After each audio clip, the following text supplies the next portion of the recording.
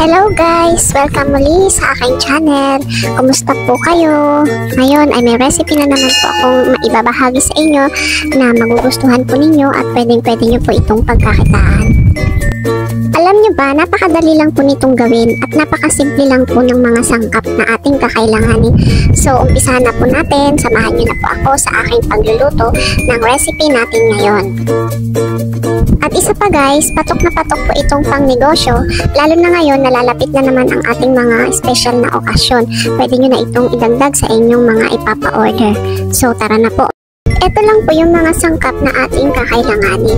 So, tignan nyo na lamang po yung mga sukat nito na naka-display naman po dyan sa screen. Una po natin gagawin ay gagawa tayo ng buttermilk. Pero kung meron kayong buttermilk, pwede nyo na pong gamitin. Ngayon kung wala po, ganito lang po ang gagawin natin. 1/2 cup po ng evaporated milk, lalagyan lang natin ng 1/2 tablespoon ng suka. Bali sa isang bowl, pagsasama-samahin lang po natin yung mga sangkap. Kagaya po ng itlog, tapos yung oil, then i-mix po natin ito hanggang sa maturog po yung ating mga itlog. Mix lang po natin ng dahan-dahan. Then, isunod po natin yung ating asukal. Pwede po kayong gumamit ng white sugar. Ako po, white sugar po yung ginamit ko dito. I-mix po natin na mabuti para ma-sure po natin na natunaw pong mabuti yung asukal. Then, ilagay na po natin yung buttermilk na ginawa natin. Pagkatapos po nito ay i-mix lang po natin uli ng mabuti. Kapag na-mix na po natin yung mga ingredients, sasalain naman natin dito yung dry ingredients kagaya po ng harina, cocoa powder, baking soda at asin. Tapos isala lang po natin ito bago natin uli haluin. Sa pagmimix po naman natin, dapat dahan-dahan lang po yung ating paghalo para hindi po ito ma-overmix at hindi po maging pangit yung kalalabasan ng ating choco maize cake. Magiging smooth and fluffy pa rin po siya. After po na ma-mix na natin ito, bali ilalagay na po natin itong hot water natin. Pero lalagyan muna natin ng 1/2 tablespoon ng coffee powder. Tapos i-mix lang po natin, then ibubuhos na po natin ito sa ating mixture. Kapag na-mix na po natin, okay na po yung ating mixture. Bali, ilalagay na po natin ito sa ating lagayan and i-i-steam na po natin. Bali, medium size po ng llanera yung ginamit ko dito. Nilagyan ko lang siya ng parchment paper. Tapos, naglagay lang po ako ng mga 3/4 cup. Bali, yung mixture na ginawa natin, ma-accommodate niya po yung 4 na llanera. Bali, sakto po yan sa 4 na llanera. Then, i-steam na po natin ito ng 15 minutes at huwag pong kalimutan na takpan ng cloth yung cover po ng ating steamer, yung takip po, para hindi matuluan yung ating cake at hindi po papangit yung pagkaluto nito. Habang niluluto natin yung ating cake, gagawa naman tayo ng ating chocolate ganache. Ito lang po yung mga sangkap natin kakailanganin. Napakadali lang din pong gawin ng ating chocolate ganache. Pagsasama-samahin lang natin lahat ng sangkap dito sa isang lagayan at make sure po na wag muna natin bubuksan yung kalan.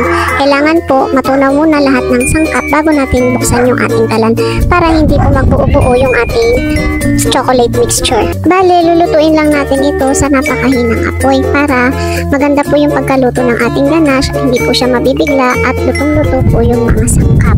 Ganun po ang paggawa ng ganache kahit po dun sa yema cake. Dapat niluluto natin ito sa mahinang apoy lang at tsaga-tsaga lang. Kailangan haluin ng madalas. At isa pa, hanggang sa lumapot, dapat huwag niyong titigilan sa paghalo. So after po ng mga ilang minuto lang, eto na po, lumapot na yung ating chocolate ganache.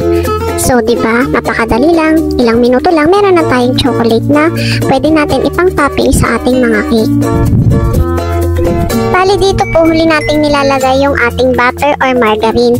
Tapos papatayin na natin yung ating apoy at hayaan na lang natin na matunaw yung ating nilagay na butter. Basta haluin lang po natin ng mabuti, matutunaw naman po ito kaagad. Ito po yung magsisilbi na pampakintab sa ating chocolate ganache.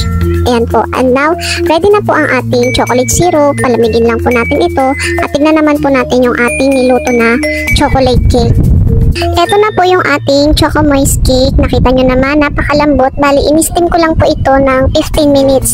After ng 15 minutes, nag-toothpick test po ako at okay naman na po, luto na. Kaya, eto, nilagay na natin sa isang llanera. Malamig na po ito, mga katamis. Bali, sa bawat cake po, naglagay ako ng 1/3 cup ng ating chocolate ganache.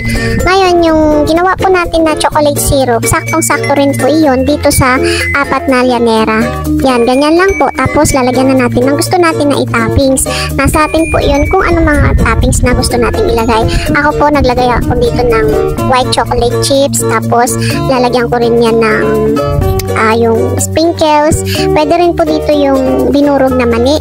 Bili lang po kayo ng mga tagpipiso na happy, tapos durugin nyo. Pwede na po yun pang toppings dito. Nasa inyo na pong diskarte kung paano nyo pagagandahin yung ibabaw ng ating Choco Moist Cake. O diba, napakasimple lang. Alam nyo guys, napakadali po nitong ibenta at napakasarap po ng recipe natin na ginawa. Ang sukat po ng mga sangkap, tamang-tama lang. Hindi siya masyadong matamis, hindi siya nakakaumay. So ito po, sure po ako na patok po ito kapag inyong ginawang pang negosyo. Basta lagyan lang po natin ng magandang dekorasyon po yung ating Choco Moist Cake. Tapos yung takip, lagyan natin ng design, maglagay tayo ng mga sticker. Pwedeng-pwede na po natin itong pagkakitaan. At yung mga sangkap po, kung bali gusto nyong dagdagan yung gagawin nyo, doblehin nyo lang po yung sukat ng mga sangkap. At sure na sure po ako na pagkakakitaan nyo po itong mga katamis. At eto na po ang ating finished product. Nakita nyo naman po mga katamis. Simple lang yung mga nilagay nating dekorasyon sa ibabaw. So nasa sa inyo na po yun kung paano nyo siya pagagandahin. Pero natitiyak ko po sa inyo na magugustuhan po ito ng inyong mga customer. At kung pang merienda lang naman po yung gagawin nyo dito, ay talagang napakasarap po. Pwedeng-pwede na po itong panghandaan. Kung gusto nyo po na isang cake na malaki po, bali kayo na po ang mag-adjust dun sa paglalagyan nyo. Pwede rin po itong i-bake mga katamis. So, sana po nagustuhan nyo yung recipe natin ngayon, mga katamis. At sana po subukan nyo itong gawin. Kahit ganito lang po muna karami yung gawin nyo. Kumbaga mag-taste test lang po kayo kung anong lasa bago po kayo mag-decide na magbenta. At ito na nga po ang pinakagusto kong episode or pakita sa inyo, ang ating taste test. So, tikman na natin mga katamis. Tikman natin kung gaano kasarap. Nakita nyo naman po, napaka-moist ng ating cake. At napakalambot po nito. At wala po akong masasabi sa inyo kundi napakasarap po nito. Sure na sure po ako magugustuhan ito ng inyong mga anak kung gagawin niyo po itong pang merienda. Ang sarap po nito mga katamis. Yung tamis niya ay tamang-tama lang. Hindi siya matabang at hindi siya sobrang tamis. Pati po yung ating chocolate ganache, napakasarap din po nun. Promise po yan mga katamis. So ano na pong hinihintay natin? Try niyo po itong gawin. Subukan niyo po itong gawin. At hindi po ako mapapahiya sa inyo.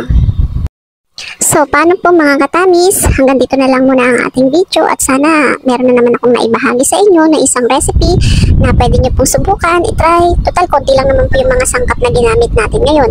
Kaya pwede nyo po itong itry para matikman nyo po yung lasa ng ating chocolate cake.